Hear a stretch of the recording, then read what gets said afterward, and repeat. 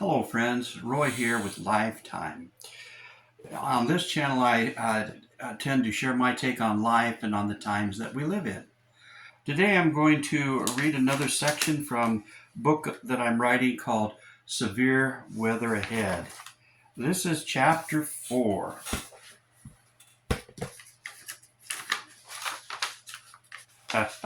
Lost my place. Okay, here we go. Hello, Jim said, answering his phone. Jim? Jim Hansen, the caller asked. Yes, this is Jim Hansen, Jim replied. Jim, this is Harley Adams, a longtime friend of your grandfather James Hansen, the caller announced. Oh, I remember you, Mr. Adams, Jim exclaimed. You came to speak at our church before. Yes, I did, a couple times. I'm so glad you remember, Jim, Adams replied. Well, the thing that I remember about you is your message that Jesus is coming, Jim said, thinking back. It really got me to thinking, and it scared me because I didn't feel ready, and I still have so much I wanted to do. Mr. Hansen, I believe that was really a turning point in my life, Jim confessed. I'm glad, Jim, Adams replied. By the way, you don't have to call me Mr. Adams anymore. You're no longer a little boy. Okay, Harley. I'm amazed to receive a call from you, Jim exclaimed. How did you get my number?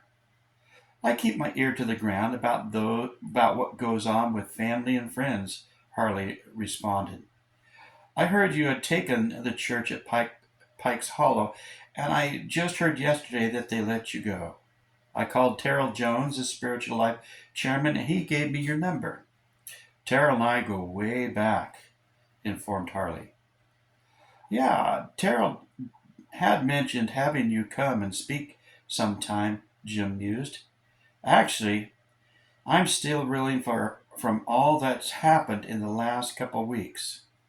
I'm sure you are, son, Harley emphasized. That brings me to why I'm calling you today. Can you give me a moment, Mr. Adams, or Harley? Jim spoke up. I'm driving and coming into a bit of traffic, and it would be better for me to pull over so my focus wouldn't be divided, Jim asked. By all means, Jim, Harley said emphatically. Please do.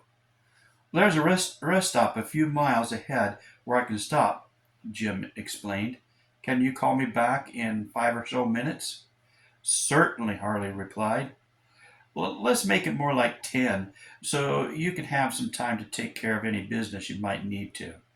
Thanks, Harley, Jim said, glad for the thought of the needed break. Dr. Livingston, Smedley exclaimed, bursting into the office. Confound it, Smedley. You almost gave me a heart attack, Livingston reacted, grabbing his chest. Sorry, sir. But Agent Adams just told me that he has intercepted a call to Jim Hansen, Smedley stated, hoping his sudden intrusion would be pardoned. Don't you ever do that again, Smedley, Livingston exclaimed. I can always find a new assistant, at least if I survive the one I have. Now, what's so important about Smith intercepting a call? So sorry, sir. Agent Smith said the caller will call back in a few minutes, and we could listen in, Smedley stated excitedly. Well, set it up, and go see if Dora's still here. I'll call Molly to come in and listen as well, Livingston ordered. Hello again, Jim said with a smile. Hello back, returned Harley. Jim, I just received a call, and I have to take a quick side trip to visit a friend, and I don't have time to talk now. I have a meeting in Cimarron, Kansas tonight at 7 p.m. Would you be able to meet me at the Sonic Drive-In, and I'll spring for supper? Then we could go to that service together, and we could talk after it, Harley asked, finally taking a breath. Yes. I can make it there easily, Jim replied. Dinner at Single Man's Diner is just right down my lane.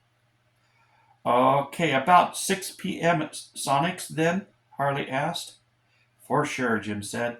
See you then.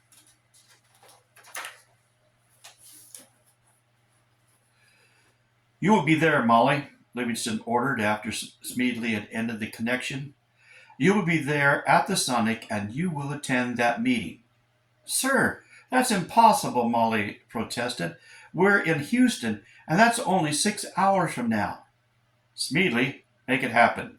Dora, I'm reassigning you to this case. You will run the operation in the background, Livingston commanded. We have to get a lead on Orange. But, sir, Molly again protested, I'm not ready to go. I'm not packed, and I don't know what to do. Dora will take care of what you need and will brief you on the way, explained Livingston. Now get out of my office. Molly slowly let out her breath and sagged a bit in her chair. The door opened and Dora came into the room at the Comfort Suites Motel in Dodge City, Kansas. Dora deposited several bags on one of the two queen beds and handed Molly a set of keys. Yours is the blue Mini Cooper convertible outside, stylish and sporty, but not new or flashy. A blend-in but not drab car, Dora explained. Have you gone over the files? Yes. I actually had time to get some information on Jim when it appeared he would be a person of interest, Molly put in. But Smedley has outdone himself on this Harley Adams. What's the scoop on Adams? Dora asked. He's a traveling preacher. He's covered quite a few churches over the last 10 years, Molly said, filling her in. Not overly flashy like a TV evangelist, and not invited to large churches. Like Jim said, his main theme seems to be the return of Jesus, Molly added. What's a traveling preacher want with Jim?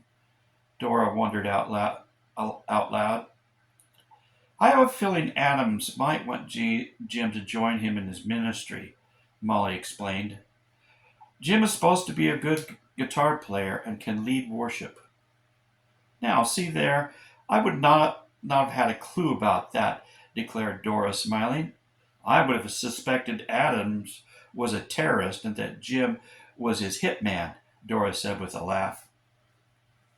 From what Smedley put in here, you might not be far from right, Molly said with a serious frown. This guy seems to believe we are very close to Jesus, King Jesus, as Adams puts it, returning to take his people to heaven. Well, that's not so scary. That would be downright welcomed by many, stated Dora. Adams also believes a major war in the Middle East focusing on Israel is imminent and that 2 billion people will die because of it, Molly stated. That is scary, Dora said, frowning. If this guy has any real evidence supporting these claims, maybe this is the guy we really should be investigating. I doubt it. I've heard all this before, Molly said. I have a feeling all this guy's information comes from his Bible and news reports from some religious news channels. You're probably right, Dora admitted. We'd better focus on the main assignment of finding some information about this so-called Agent Orange. So what's yours? Molly questioned. My what? Dora asked, raising her eyebrows. Your mode of transportation, of course, Molly said with a smile. The green Corvette, classy and sporty, flashy, but not a cop magnet, and the color matches my eyes, Dora replied, smiling smugly. Well, that's the end of Chapter 4.